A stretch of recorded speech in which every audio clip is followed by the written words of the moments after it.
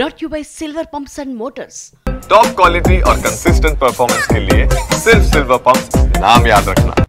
అధికారంలో ఉన్నప్పుడేమో హడావిడి చేసేశారు, ఒక్క ఓటమితో కామైపోయారు.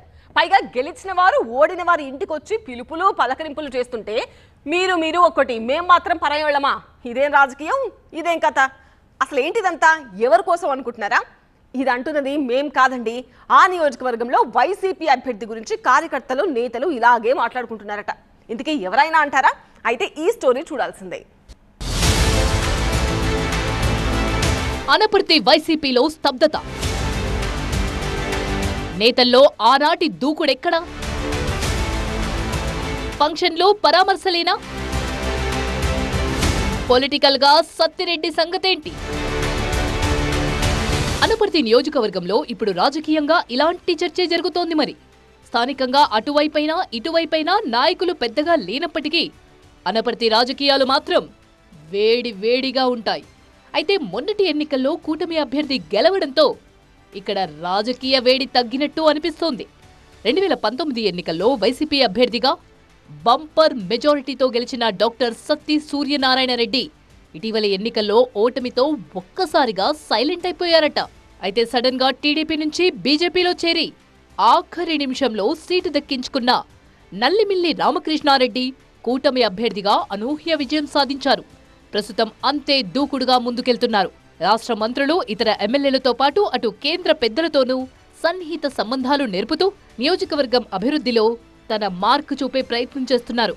అయితే సత్తిరెడ్డి మాత్రం సడీ చప్పుడు లేకుండా ఉండిపోవడం వైసీపీ శ్రేణుల్లో నిరుత్సాహాన్ని నింపుతోంది. ఫంక్షన్లు పరామర్శలే తప్ప క్యాడర్లో ఉత్సాహం నింపేలా ఒక్క కార్యక్రమము చేపట్టడం లేదంట మాజీ ఎమ్మెల్యే. అయితే ఇదంతా సత్తి సూర్యనారాయణ రెడ్డి చేజేతులా చేసుకున్నదే అని ప్రచారం కూడా ఉంది. 2019లో దక్కిన భారీ విజయాన్ని తన వ్యవహార శైలి వల్లే నిలుపుకోలేకపోయారట. ఎమ్మెల్యేగా గెలిచాక ఆయన కుటుంబ సభ్యులు పెత్తనం ఎక్కువైపోయాయి. బలమైన క్యాడర్ను దూరం చేసుకున్నారనే అపవాదును మూటగట్టుకున్నారు సత్తిరెడ్డి. అప్పట్నుంచే ఆయనకు రాజకీయంగా పతనం మొదలైందనే చర్చ కూడా జరుగుతోంది. ఆర్థికంగా బలంగా ఉన్నప్పటికీ రాజకీయంగా మాత్రం రాణించే పరిస్థితి లేకుండా పోయిందట. ప్రస్తుతం ఎమ్మెల్యేగా ఉన్న నల్లిమిల్లి రామకృష్ణారెడ్డి మాత్రం ఆర్థికంగా అంత బలంగా లేకపోయినప్పటికీ ఒక్కో మెట్టు ఎక్కుతూ ముందుకెళ్తున్నారు. ఒక పక్క కుమారుడి సాయంతో టీడీపీ క్యాడర్ను బలపరుచుకుంటూ జనసేన నేతలను కలుపుకుంటూ బీజేపీ ఎమ్మెల్యేగా ముందుకు సాగుతున్నారు. అయితే తాజాగా ఎమ్మెల్యే రామకృష్ణారెడ్డి దంపతులు తమ కుమారుడి వివాహానికి రావాలంటూ సూర్యనారాయణ రెడ్డి నివాసానికి వెళ్లి మరీ ఆహ్వానించారు. ఇది స్థానికంగా పొలిటికల్ సంచలనమైంది. క్యాడర్లోనూ భిన్నాభిప్రాయాలు వ్యక్తమవుతున్నాయి. రాజకీయంగా వాళ్ళు ఒక్కటే, మేం మాత్రం తన్నుకోవాలా అంటూ గుసగుసలాడుకుంటున్నారట కార్యకర్తలు. ఇదే అంశం ప్రజల్లో కూడా బలంగా వెళ్లిందట.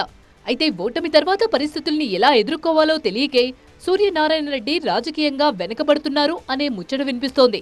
అయితే ఆయనే అలా ఉంటే తమ పరిస్థితి ఏంటి అంటోంది నియోజకవర్గం వైసీపీ క్యాడర్. ప్రస్తుత పరిస్థితుల్లో తమ గోడును వినేవారే కరువయ్యారని వాపోతున్నారు అనపర్తి వైసీపీ కార్యకర్తలు. తమ కష్టనష్టాలను ఎవరితో చెప్పుకోవాలో పాలుపోక దిక్కుతోచని అయోమయంలో కొట్టుమిట్టాడుతున్నారట.